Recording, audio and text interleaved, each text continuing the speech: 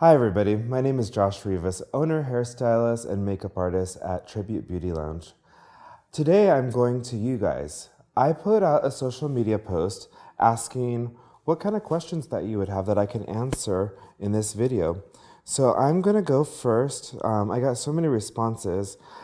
Asia Alexander asked, how often do I need a trim? That's different for everyone. I recommend on average about every 8 weeks, and if you have the right stylist and you're trying to grow your hair out, they're just gonna dust the ends. When you go longer than 8 weeks, the problem is your hair will dry out and break off faster than it'll grow. So you're never gonna have that long hair that you're looking for. This is a really good question from Claudia Sheridan. How often should you wash your hair and how often should you condition it? I like this question because there's two schools of thought on hair washing. One is that if you want your hair to grow more, wash it more often because you get a testosterone buildup on your scalp, which keeps your hair from growing in nice and thick. Men and women will get that buildup. The other school of thought is don't wash it as often so you can get more days out of your style and also have more moisturized hair.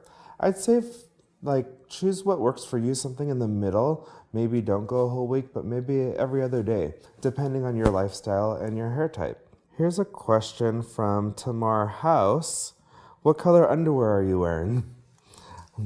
Black, always black. Denise Placencio asked, do extensions permanently damage hair? I have seen bad extensions permanently damage hair.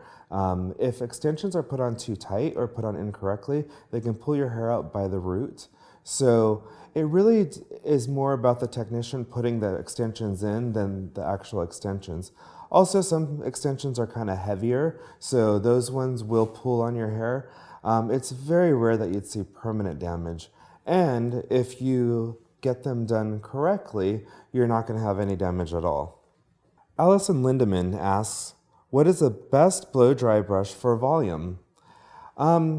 To me, it's not about the brush, it's more about the technique. For one, you want to make sure you're using the right size brush. So you want your hair to wrap around the brush at least once for it to actually get you volume. You also want to over direct, pull forward if you're trying to get volume, or straight up.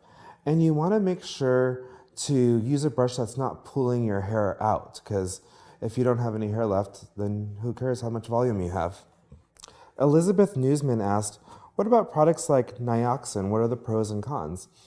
Nioxin is a good product for cleansing your scalp, and any buildup that's on your scalp will be removed, so if that's stopping your hair from growing, but that's all it does. It doesn't have any kind of chemicals that will grow hair that's not already going to grow.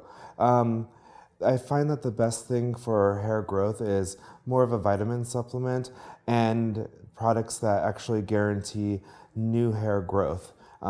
They can't print that on the bottle unless that's something that's actually scientifically proven to do. I can give you a whole list of products when you come into the salon that will help different hair types grow back differently.